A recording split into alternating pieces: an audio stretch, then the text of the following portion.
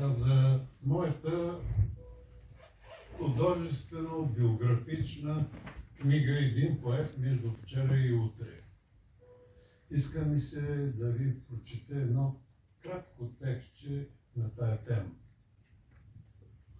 Книгата ми "Един поет между вчера и утре" е наистина биографична за моите житейски и творчески вълнения, които съм изразявал почти непрекъснато през десетилетията. Понякога са ни казвали: "Вие пишете много". И тъй като ми е късно да бъда скромен, сега ще отговоря без капка скромност. Да, пиша и много добре.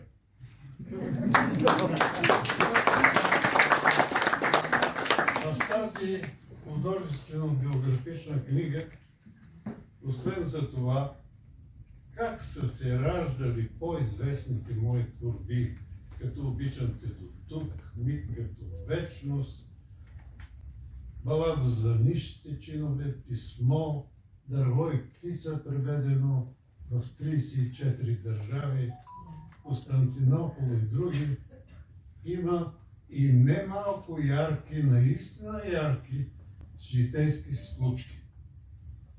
Още от детството и юношеството ми е вървяло така да се пъхам между рисковете приумици на делника. И нито една случка не е плод на литературно въображение. Дори съм се чудил как съдбата е успяла да ме въвлече в толкова много почти невероятни сюжети. Ще спомена само моите срещи по света с папа Йоан Павел II в Ватикан, с госпожа Беназир Бхутто в Пакистан,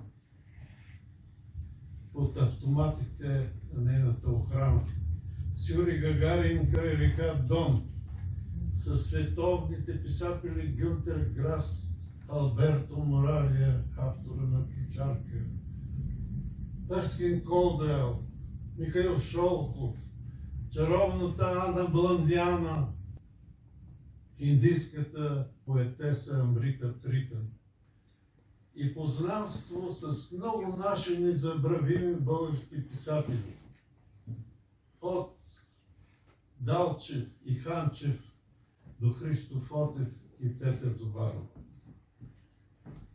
Почти невероятен е също и фактът, че вече 45 години, представете си го, непрекъснато съм главен редактор и издател на Геомириевото списание "Пламък".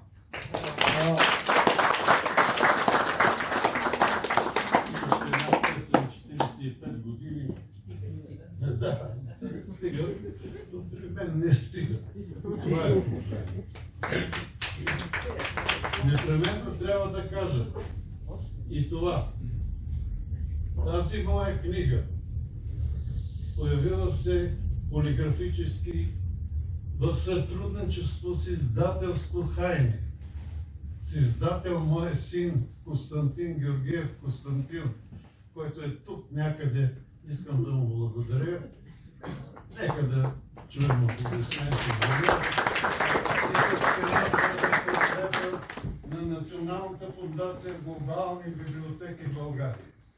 Ще ви кажа защо е важно това да го кажа.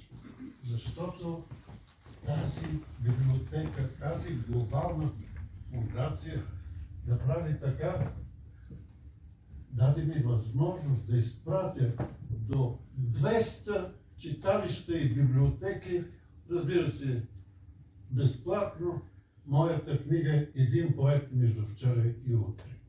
И сега има по цяла България тази книга, която сега второ издаване. Още веднъж благодаря на всички, подкрепили творческите усилия на "Един поет между вчера и утре".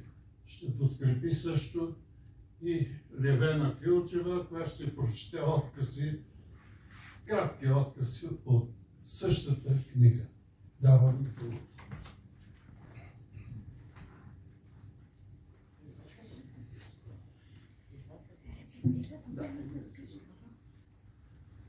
Здравейте!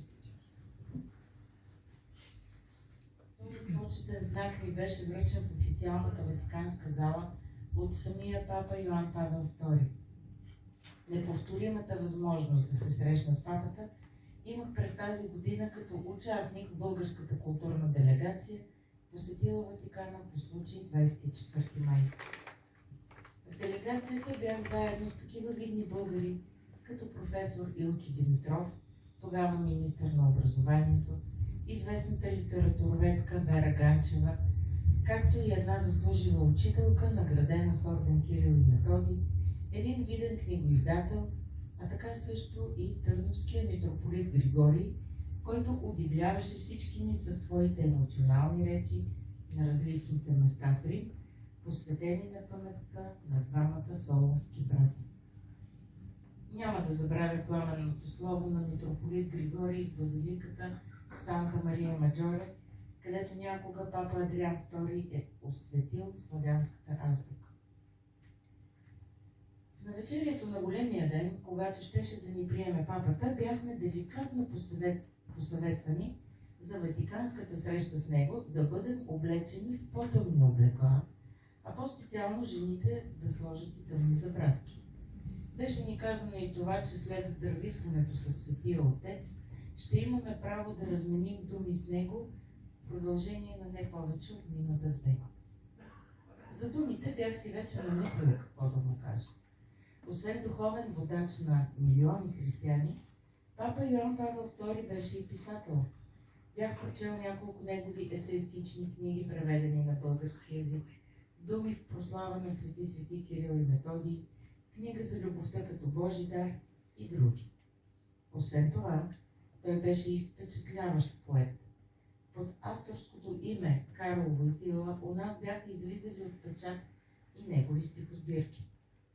Но колкото и да е странно, повече се притеснявам за облеклото. За първи път ще направя тук едно признание. Досещайки се в късната вечер преди важния ден, че моята единствена цветна вратовръзка, която щях да сложа заедно с полутъмния костюм, съдържа и няколко ярки багри. И до късно, стиснал случайно носен фломастер, поправях цветната си вратовръзка, попълвайки с строг тъмносин цвят тези няколко по-ярки петна от нея. С думите: щастлив съм, че виждам не само велик духовен водач на планетата, но и голям писател. В България са преведени 4 ваши книги, включително и книга с ваши прекрасни стихове. А папата отговори: радвам се, че срещам писател, дошъл от родината на Кирил и Методий. И тогава, с леко трепереща ръка, той ми подаде почетния знак Медалика Понтифици. А неговите думи, казани пред мен, писател от родината на Кирил и Методий, бяха възприяти от журналисти, културни дейци и дипломати в Рим като изключително важни. Негово светейшество потвърждаваше, че България е земята, приела радушно и извисила великото Кирил Методиево дело.